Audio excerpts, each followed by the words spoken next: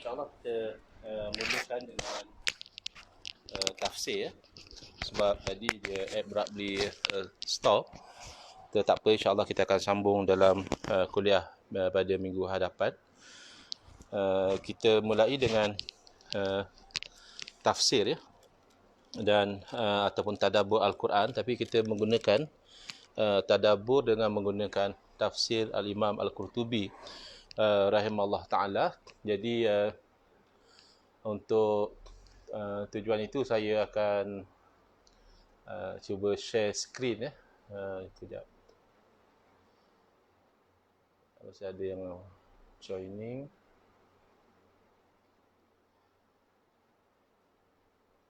Harap semua dapat join dengan segera supaya saya boleh fokus untuk tafsir. Baik. Jadi oleh kerana kita akan menggunakan tafsir Al-Qurtubi, untuk permulaan ini saya akan bacakan dahulu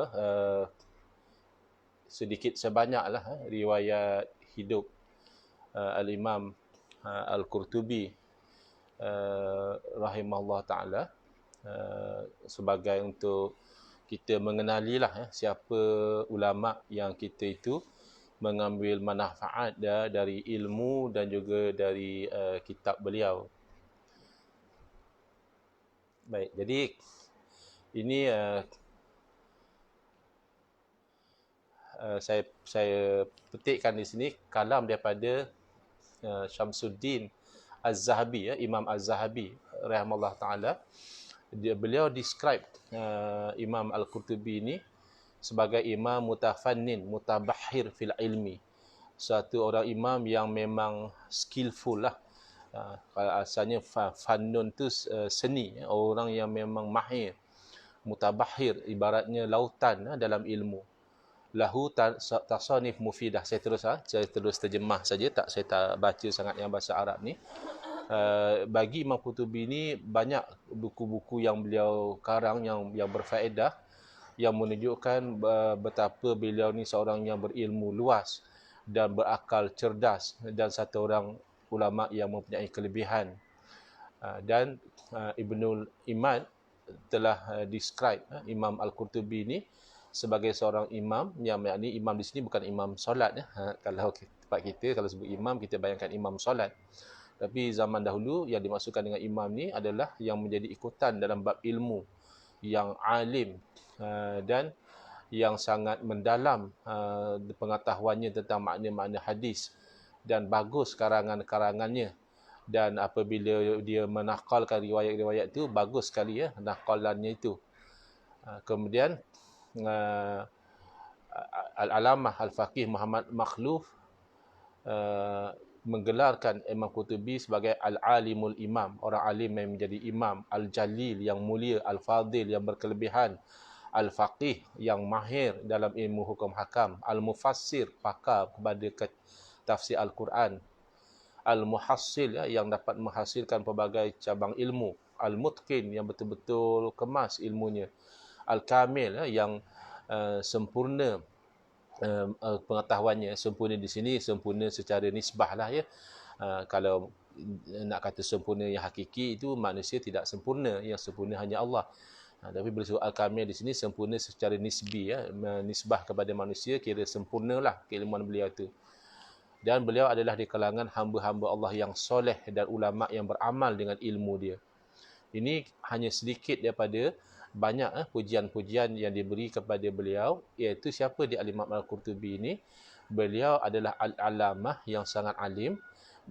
Gelaran beliau adalah Abu Abdullah ya. Biasa kita tahu ya, orang Arab ni biasa dia letak nama Abu ya. Wahabi pun suka tiru juga ya, dia suka letak Abu, tak ada masalah lah setakat dia nak letak Abu tu. Cuma jangan kata orang tu dari segi ilmu tu hanya ada abunya saja, ilmunya tak ada. Tapi orang Arab memang itu biasa. Itu dah jadi tradisi mereka. Seseorang itu dipanggil sebagai bapa siapa. Jadi Imam Qurtubi ini adalah Abu Abdullah, bapa kepada Abdullah. Nama beliau adalah Muhammad bin Ahmad. Beliau bernama Muhammad, nama Nabi, dan nama bapa beliau Ahmad juga nama Nabi, bin Abi Bakar bin Farhi Al-Ansari Al-Khazraji Al-Andalusi, daripada Andalus. Al-Muqna bil Qurtubi, digelar sebagai orang dari Qurtub, iaitu kalau tidak silap saya itu adalah Cordova. Beliau ni orang Spain, orang Spanyol. Kita tahu satu masa dahulu Islam ini meluas di serata dunia, termasuk Spanyol adalah negeri Islam. Jadi Qurtubi ni kalau tidak silap saya, kalau saya silap betulkan, itu adalah Cordova. Al-Qurtubi nisbah pada nama tempat. Jadi beliau ni hidup berkhidmat kepada Islam, baik dari segi agama, baik dari segi dunia. Dan beliau ini duduk di daerah Cordoba tadi, di Cordoba. Dan beliau merasai kejatuhan Cordoba pada masa itu. Kemudian beliau berpindah ke Kahirah, yang mana Kahirah pada masa itu menjadi tumpuan para alim ulama, bahkan sampai sekarang juga Mesir ini menjadi tumpuan para alim ulama. Tapi beliau merasailah kejatuhan Cordoba pada masa itu, dan beliau menghabiskan masanya untuk mengkaji, mengaji, mengarang. Dan dia ni orang yang sangat tawaduk juga zuhud, dan keilmuannya tu menjadi satu warisan yang dicari oleh orang-orang Islam. Bahkan non-Muslim juga turut, yang mana pengkaji, mereka akan mengkaji hasil-hasil karangan Al-Imam Al-Qurtubi rahimallahu ta'ala. Jadi sampai sekarang ilmu beliau tu diambil manfaat oleh para pengkaji Muslim dan juga non-Muslim. Dan kitab yang kita akan jadikan sebagai sandaran untuk sesi tadabbur kita ini, yang dinamakan Al-Jami' li Ahkamil Quran Al-Mubayyin lima tadammana minas sunnati wa ahkamil furqan. Itu nama panjang dia. Nama lebih pendek Al-Jami' li Ahkamil Quran, atau lebih pendek lagi selalu orang sebut Tafsir Al-Qurtubi. Jadi dia seperti mana dalam bab tafsir ni macam ensiklopedia, yang mana kalau orang nak belajar tafsir itu memang tak dapat tidaklah kena merujuk kepada tafsir beliau ini, sama ada dia tu hanya sekadar student, apatah lagi kalau dia tu ulama, sehingga kan dikenali sebagai tafsir Al-Qurtubi. Dan inilah kitab tafsir yang paling tersebar dan yang paling mudah untuk difahami dan yang paling mencakupi tajuknya.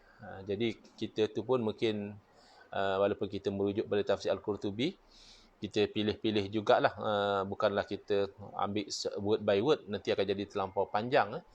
Kita akan skip juga, kita ambil poin-poin yang penting sahaja insya-Allah. Kemudian Imam Qurtubi ini adalah digelar mufassir pada zaman beliau, mufassiru asrihi wa faqihul Andalus. Beliau adalah ahli pakar tafsir pada zaman beliau, dan beliau adalah ahli fiqh di Andalus. Dan beliau diumpamakan sebagai permata pada mahkota para ulama pada zaman itu. Jadi Al-Imam Al-Qurtubi rahimahullah ta'ala ini digelar beliau sebagai Abu Abdullah. Baik.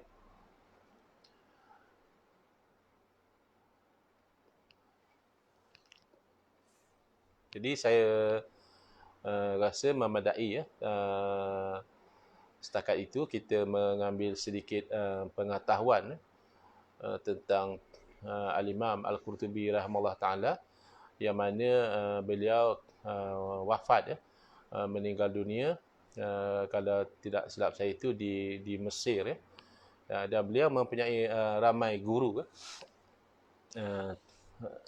seperti kita sebutkan di sini, sebahagian daripada guru beliau Syekh Al-Amah Al-Imam Al-Muhaddis Zafir bin Ali bin Futuh Al-Azdi Al-Iskandari Al-Maliki, yang dikenali sebagai Abu Muhammad Abdul Wahab bin Rawaj. Kemudian Al-Amah Bahauddin Abdul Hasan Ali bin Hibatullah bin Salamah Al-Misri Asy-Syafi'i, dan Abul Abbas Diyauddin Ahmad bin Umar ibn Rahim Al-Maliki Al-Qurtubi,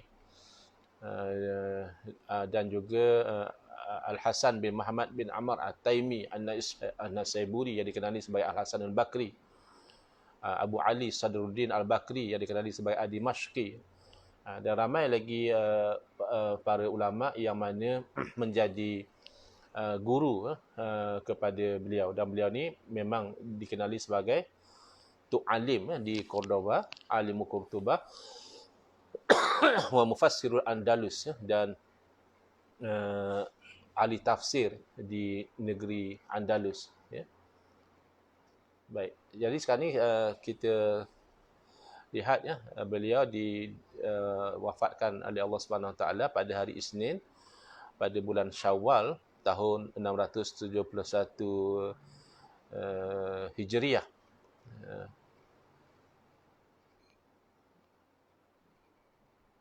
Dan dikebumikan di sebuah kampung di Mesir.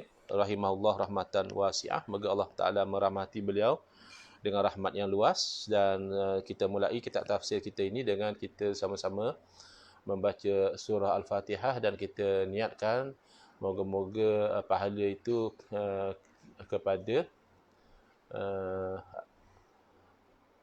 Al-Imam Al-Qurtubi rahimahullah ta'ala. Al-Fatihah. A'udzubillahi minasyaitonirrajim. Bismillahirrahmanirrahim. Alhamdulillahi rabbil alamin. Ar-Rahmanirrahim. Maliki yaumiddin. Iyyaka na'budu wa iyyaka nasta'in. Ihdinas siratal mustaqim. Siratal ladzina an'amta 'alaihim ghairil maghdubi 'alaihim waladdallin. Amin. Baik, sekarang kita mulai dengan surah Al-Fatihah. Tapi sebenarnya sebelum daripada surah Al-Fatihah itu, kita mulai dengan A'udzubillah sebenarnya. Walaupun kita kata A'udzubillah minasyaitonirrajim ini tak termasuk di dalam surah Al-Fatihah, tapi kita tahu bila kita nak baca Al-Quran, kita dituntut untuk membaca A'udzubillahi minasyaitonirrajim.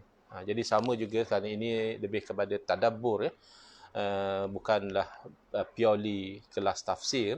Jadi saya terus sahaja dengan bahasa Melayu. Saya tidak sangat membaca yang dalam bahasa Arabnya itu. Jadi Imam Qurtubi beritahu dalam isti'azah, isti'azah ni memohon lindung lah, A'udzubillahi minasyaitonirrajim itulah. Beliau akan membincangkan 12 masalah, 12 persoalan. Yang pertama, beliau memberitahu bahawa Allah Subhanahu Wa Taala memerintahkan supaya kita ni isti'azah setiap kali kita nak baca Al-Quran. Firman Allah Taala, fa idza qara'tal Qur'ana fasta'id billahi minasyaitonir rajim. Kalau orang belajar bahasa Arab saja, dia kata fa idza qara'tal Qur'an, bila kamu dah selesai baca Quran. Sebab qara'ta tu fa'il madhi, past tense. Kalau kita terjemahnya when you have read Quran, when you have read Quran, bila awak dah baca Quran, fasta'iz billah, maka mohon lindunglah dengan Allah daripada syaitanir rajim.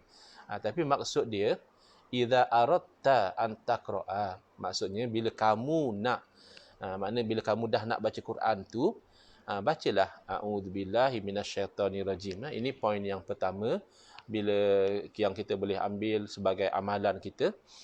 Bila-bila masa saja kita nak baca Al-Quran, sama ada kita baca dari awal atau kita baca di pertengahan, jangan kita lupa membaca a'udzubillahi minasyaitonir rajim. Sebab Al-Quran memang benar, Al-Quran tu kalam Allah, tidak ada sebarang kebatilan.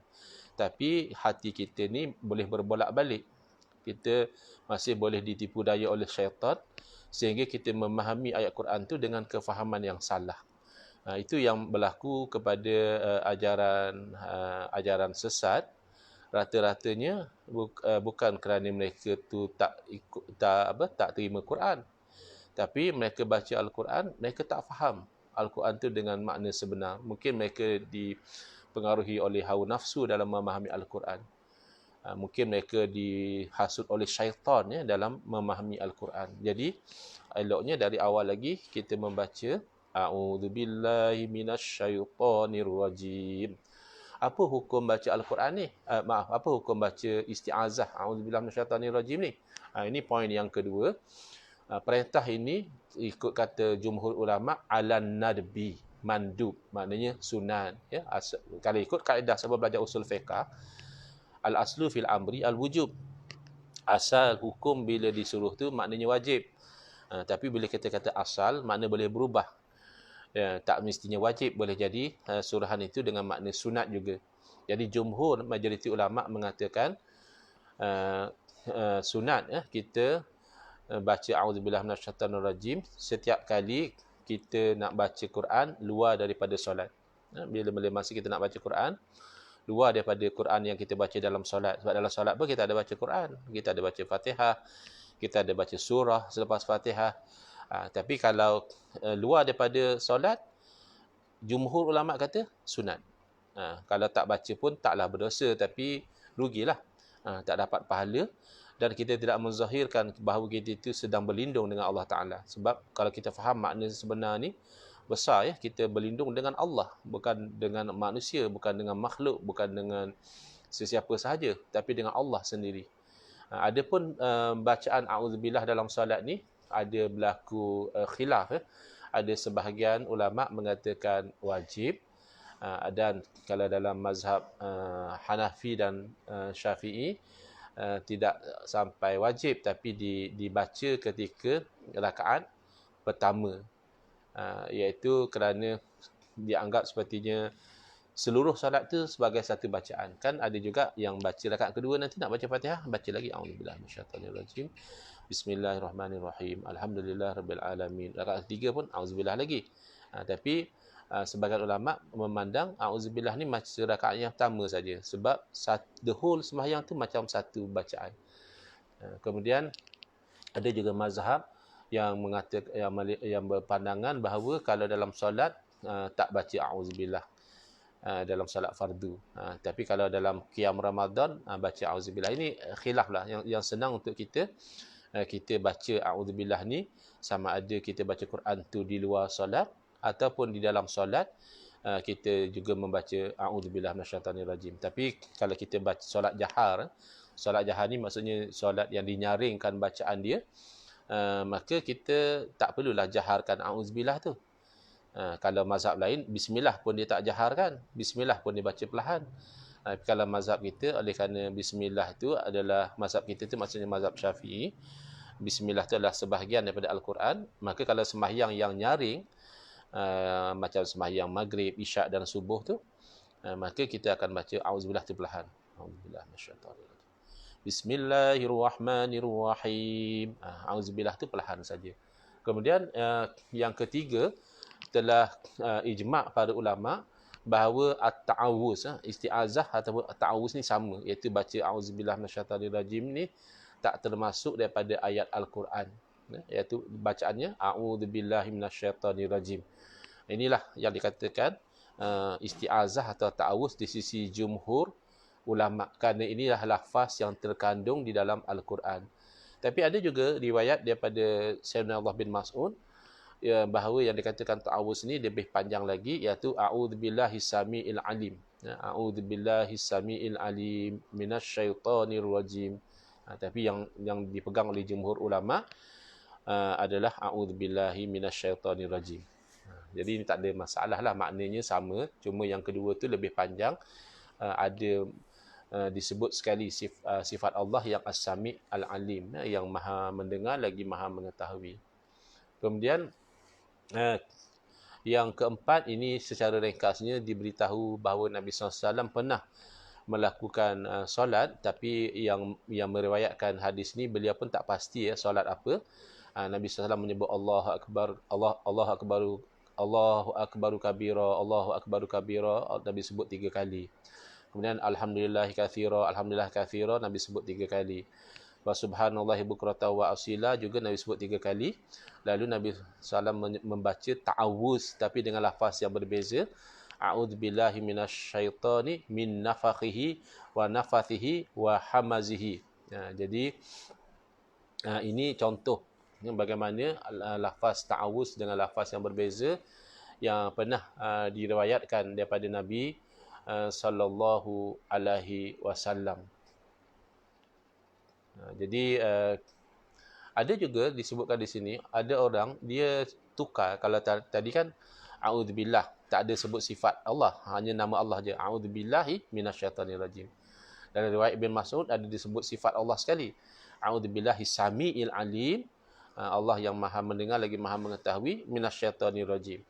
Tapi ada juga setengah orang dia ubah ikut kesesuaian bacaan dia. Misalnya dia kata a'udzubillahil majid minasyaitonil marid. Jadi kata Al-Imam Al-Qurtubi, aku tak beranilah nak kata bahawa ini termasuk dalam bid'ah yang hasanah, nikmatil bid'atu. Maksudnya Imam Qurtubi membandingkan dengan kalam Sayyidina Umar. Sayyidina Umar radhiyallahu pernah mengkomenkan nikmatil bid'atu, makna sebaik-baik bid'ah. Jadi orang yang sebut macam ni, a'udzubillahil majid minasyaitonil marid, ni tak ada warid macam ini, tapi dari segi makna tak salah lah, memang Al-Majid tu nama Allah. Jadi aku nak kata dia nikmati bid'ah, tak. Tapi aku nak kata tak boleh pun tak, kerana tidak ada dalil pula yang melarang. Jadi yang aulanya kita membaca yang sebagaimana yang warid. Tapi kata Imam Qurtubi, kalau baca macam tu pun tak beranilah saya nak katakan itu haram, tidak, kerana tidak ada pula dalil yang melarang kita mensifatkan Allah dengan menyebut salah satu daripada nama-nama Allah. Kemudian tentang orang-orang yang membaca ni telah sepakat bahawa menzahirkan a'udzubillahi minasyaitanirrajim ni ketika mula-mula membaca surah Al-Hamdu. Surah Al-Hamdu ni surah Al-Fatihah lah. Tapi ada juga yang berpandangan diperlahankan, a'udzubillahi minasyaitanirrajim ni diperlahankan, ya. Jadi ini hanya cara baca. Yang keenam, ayat ini sebenarnya turun di dalam solat. Maknanya fi solat ni maksudnya bukan di dalam solat, maksudnya turun ayat itu ketika solat. Maknanya ayat ni cerita tentang kita disuruh membaca a'udzubillahi minasyaitanirrajim ni dalam solat. Dan sunat kalau selain daripada solat dan tidak fardu. Ada juga yang berpandangan ia adalah fardu ke atas Nabi SAW seorang sahaja, tapi kita itu mengikut kepada Nabi SAW. Dan ada juga riwayat yang menyebutkan bahawa isti'azah ni lepas baca. Lepas dah baca baru baca a'udzubillahi minasyaitanirrajim. Tapi komen daripada para ulama adalah sebelum bacaan, sebab ada riwayat daripada Abu Sa'id Al-Khudri radhiyallahu anhu bahawa Nabi SAW baca auzubillah tu dalam solat sebelum baca Fatihah, bukan selepas baca Fatihah. Kalau orang tanya apa faedah kita baca a'udzubillahi minasyaitanirrajim masa baca Quran? Kita tengah baca Quran kot, kan kalau orang takut pada hantu ke, takut benda-benda, kan dia baca Quran. Maknanya baca Quran tu kan dah macam seolah-olah dah satu pendinding dah. Kenapa pula kita nak baca auzubillah lagi? Jadi dijawab oleh Imam Qurtubi, faedahnya pertama kita ikut perintah, sebab Allah yang suruh. Fa idza qara'tal Quran fasta'iz billah. Fa idza qara'ta tu maknanya apabila kamu nak baca Quran, maka kita ikutlah. Itu faedah nombor satu, ikut perintah Allah. Dan sebenarnya apa-apa sahaja yang disyariatkan itu, faedahnya adalah nak ikut apa yang Allah perintah dan nak jauhi apa yang Allah larang. Itu yang paling jelas sekali.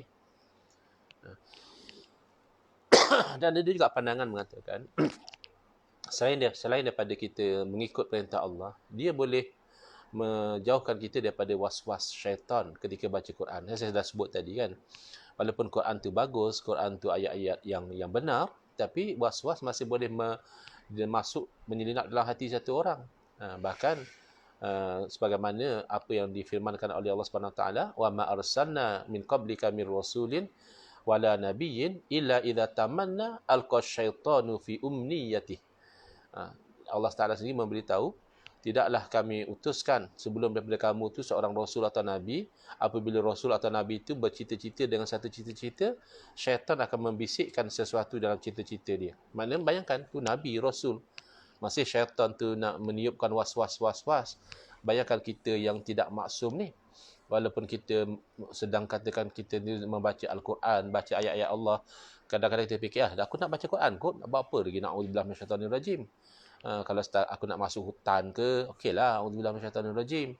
Aku nak pergi tempat-tempat yang apa, menyeramkan ke, tempat yang lama orang tak masuk ke, rumah peninggalan lama ke, aku baca auzubillah minasyaitanir rajim, okeylah. Ni aku nak baca Quran kot, apa nak auzubillah lagi, nak buat benda baik. Jadi di sinilah diterangkan oleh ulama. Pertama, faedahnya kita ikut perintah Allah. Yang kedua, menolak was-was yang masih boleh masuk dalam hati seseorang, yang mana was-was itu nanti boleh merosakkan kefahaman dia. Baik, yang ke-8 daripada 12 masalah, antara kelebihan ta'awuz, iaitu memohon lindung dengan Allah ini, diriwayatkan oleh Imam Muslim daripada Sulaiman bin Sard. Beliau berkata, saya tak pasti yang perkataan awal tu apa makna dia, tapi yang saya tahu maknanya adalah perkataan tu saya tak pasti adakah salah eja atau memang betul ejaannya begitu. Tapi yang saya pasti maksudnya adalah dua orang lelaki, dia macam ada dispute di hadapan Nabi SAW. Jadi salah seorangnya tu merasa marah sehingga mukanya tu membara merah.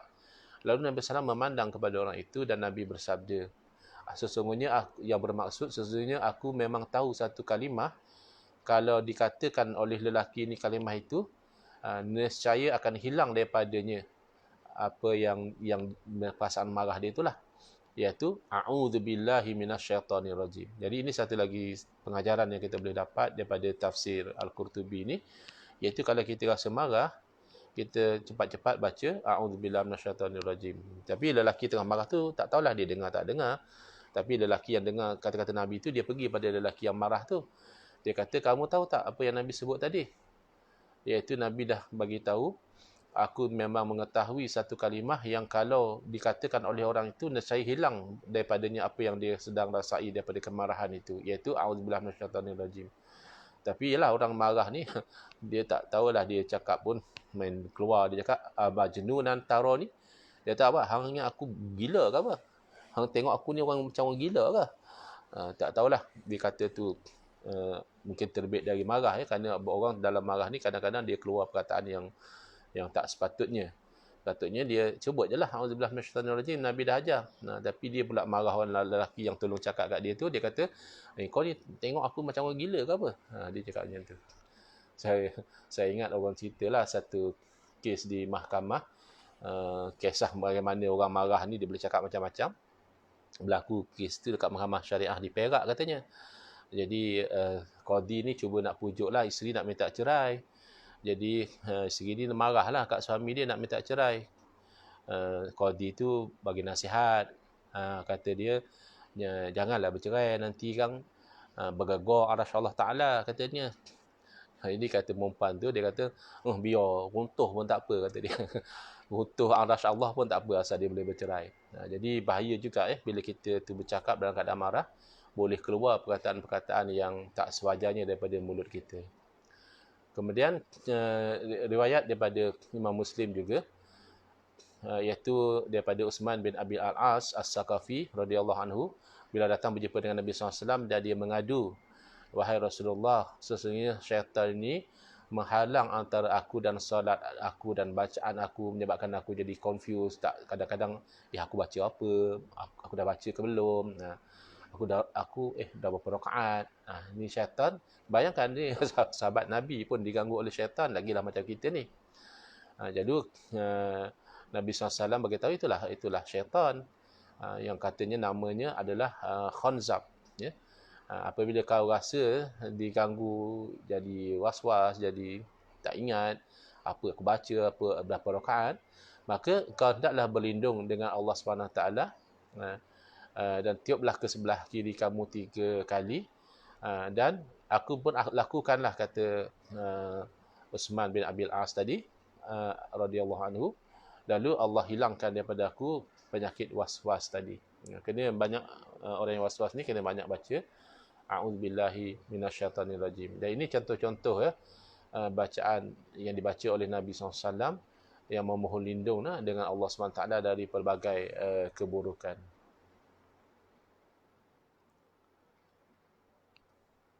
Baik, yang ke-9, makna isti'azah dalam bahasa Arab adalah memohon lindung ataupun kita tu berlindung kepada sesuatu, daripada sesuatu yang dibenci lah, sesuatu yang tak baik. Kita berlindung dengan sesuatu daripada sesuatu yang tidak baik. Jadi sebenarnya besar ya bila kita membaca a'udzubillah minasyaitanirrajim ni, kita dah declare bahawa kita ni memohon lindung dengan Allah, Tuhan sekian alam. Bukan Allah pula alam, tidak. Allah Tuhan kepada alam ya. Kalau orang cakap Allah itu alam, tak kisahlah alam gaib ke alam syahadah ke, dari segi maknanya itu memang tak betul, batil. Kerana alam itu adalah ma siwa Allah, apa selain daripada Allah. Apa selain daripada Allah itu alam. Bayangkan kita berlindung dengan Tuhan kepada sekian alam ini, insya-Allah Allah pelihara kita daripada perkara-perkara yang tidak baik. Kemudian dari segi bahasa ya, tinggal lagi 3 poin. InsyaAllah kita akan berhenti selepas pada itu. Next baru kita akan pergi kepada Bismillah. Itu ayat pertama daripada surah Al-Fatihah. Ini baru pre ya. Sebelum masuk pada Fatihah tu kita bincang auzubillah dahulu. Jadi perkataan asyaitan ni adalah mufrad ataupun singular kepada syayatin. Kalau orang tanya apa kadang-kadang dengar sebut syaitan, kadang-kadang dengar sebut syayatin, mana satu yang betul? Dua-dua betul. Syaitan singular, syayatin tu plural. Jangan kita main tembak pula. Syaitan tu yang jantannya, syayatin tu yang betina. Kadang orang dia tak tahu tapi dia nak jawab juga. Jadi tak tepatlah. Orang tanya apa beza orang baca Allah mahdini fiman hadait dengan yang baca Allah mahdina fiman hadait. Kata dia kalau Allah mahdini tu yang lelaki, kalau Allah mahdina tu kalau perempuan. Tak betul. Allah mahdini kalau kita seorang. Allah mahdina kalau kita baca untuk ramai-ramai. Jadi sama di sini, syaitan merujuk pada satu syaitan, syayatin tu banyak. Jadi asal makna syaitana ni adalah jauh daripada kebaikan. Dan bahkan seseorang itu dalam bahasa Arab disebut tashayyata fulanun. Satu orang tu dah berperangai macam syaitan ya, bila dia buat perkara-perkara yang tak baik lah. Perkara-perkara orang Melayu pun kadang macam tu, syaitan. Betul, orang Melayu tak sebut syaitan, syaitan betul dia ni. Maksudnya bukan dia tu jadi syaitan, tapi perangai dia tu perangai syaitan, perangai yang tak baik. Okey, yang kedua terakhir ya. Okey, apa makna ar-rajim? Kan kita baca a'udzubillahi minasyaitonirrajim. Ar-rajim berarti adalah al-mub'adu minal khair, yang dijauhi daripada kebaikan, yang dihinakan. Jadi syaitan ni jauh dari kebaikan dan hina. Jadi kalau kita tak nak jauh dari kebaikan dan kita tak nak hina, kita jangan ikut syaitan. Jangan ikut perangai syaitan. Asal makna ar-rajmu, rajim tu daripada ar-rajmu, maknanya adalah membaling dengan batu. Kalau rajam tuhu, makna aku baling dia dengan batu, ataupun arjamuhu. Jadi rajim ni dengan makna marjum, yang dibaling dengan batu. Tapi dalam konteks ini bukan makna dibaling dengan batu, tapi maknanya orang yang dilaknat ataupun yang disingkirkan ataupun yang dicaci. Jadi dalam Quran pun ada sebut ugutan-ugutan daripada kaum para nabi. Misalnya kaum Nabi Nuh mengugut Nabi Nuh, la ilam tantahi ya Nuh la takunanna minal marjumin. Kalau kau tak berhenti dengan dakwah engkau ni, nanti kau akan tergolong daripada orang yang marjum, yang direjam. Makna yang dihalau, yang dihinakan. Bahkan mungkin dia baling dengan batu betul-betul. Dan juga kata-kata daripada Abi Ibrahim, la ilam tantahi la arjumannak. Kalau kamu tak berhenti dengan dakwah tauhid kamu ni, aku akan rejam kamu, halau kamu, singkirkan kamu. Baik, itu poin yang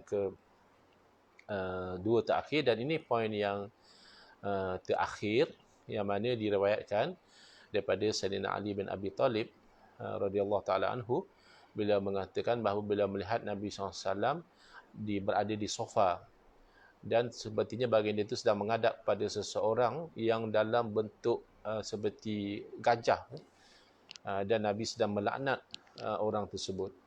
Lalu aku bertanya, siapakah orang yang kamu laknat ini wahai Rasulullah? Lalu dijawab, hadza asyaitonur rajim. Ini adalah syaitan yang direjam, syaitan yang terlaknat. Aku berkata, wahai musuh Allah, demi Allah aku akan membunuh kamu, dan demi Allah aku akan membunuh kamu, dan aku akan merehatkan umat daripada kamu. Maknanya kalau mati syaitan, umat tidaklah diganggu oleh syaitan. Lalu dia bertanya, apakah balasan aku daripada kamu? Lalu aku berkata, tidak ada balasan kamu daripada aku, wahai musuh Allah. Kemudian syaitan berkata, tidaklah akan memurkakan, akan memarahkan kamu seorang pun, melainkan aku nanti akan bersekutu dengan bapanya pada rahim ibunya. Ini hanya satu riwayat lah ya. Sebab dalam kitab-kitab tafsir ini, ulama-ulama tafsir agak lenient dalam membawa riwayat-riwayat, sama ada riwayat hadis atau hatta Israiliyat, kerana bukan untuk satu penetapan hukum ya, kerana kefahaman ayat-ayat dalam Quran, dalam ayat Quran tu telah jelas daripada bahasa Arab. Cuma ada kadang-kadang riwayat itu dibawa sekadar sebagai syawahid, sebagai penambahan sahaja. Sebab itulah para ulama tafsir tidak begitu strict dalam menakalkan riwayat-riwayat dalam kitab tafsir mereka. Berbeza kalau dalam nak mengumpulkan hadis-hadis sahih, berbeza kalau misalnya nak menjadikan sebagai dalil hukum dan sebagainya. Itu para ulama strict. Mereka mensyaratkan hadis itu mesti hadis yang sahih, ataupun sepaling tidak hadis yang hasan. Tapi kalau dalam bab tafsir, hatta hadis-hadis yang dhaif juga dinakalkan. Bahkan ada kalanya diceritakan kisah-kisah Israiliyat, bukan untuk dipercayai 100%, tidak, tapi sebagai untuk percambahan maklumat sahaja. Kerana Nabi SAW telah bersabda, hadisu an Bani Israil wala haraj, berceritalah daripada orang-orang Bani Israel, tidak ada masalah. Cuma Nabi berpesan janganlah dibenarkan dan janganlah didustakan, kerana orang Bani Israel ni, mereka ini ada kalanya mereka menyampaikan perkara yang benar daripada wahyu yang mereka dapat daripada para rasul, dan ada kalanya mereka itu berdusta dan berbohong. Wallahu alam. InsyaAllah kita akan sambung lagi kuliah tadabbur Quran dengan tafsir ini, kalau tidak ada aral, pada hari Khamis setiap hari Khamis jam 9.30 pagi insya-Allah. Hadza wabillahi taufiq wal hidayah. Wassalamualaikum warahmatullahi wabarakatuh. Bismillahirrahmanirrahim. Alhamdulillahirabbil alamin, wassalatu wassalamu ala asyrafil anbiya'i wal mursalin wa ala alihi wa sahbihi ajma'in. Allahumma shrah sudurana wa ahsin akhlaqana wa azim ujurana wa nawwir qulubana bi nuri hidayatika kama natarada bi nuri syamsika abadan abada bi rahmatika ya arhamar rahimin. Walhamdulillahirabbil alamin. Amin ya rabbal alamin wal afu minkum.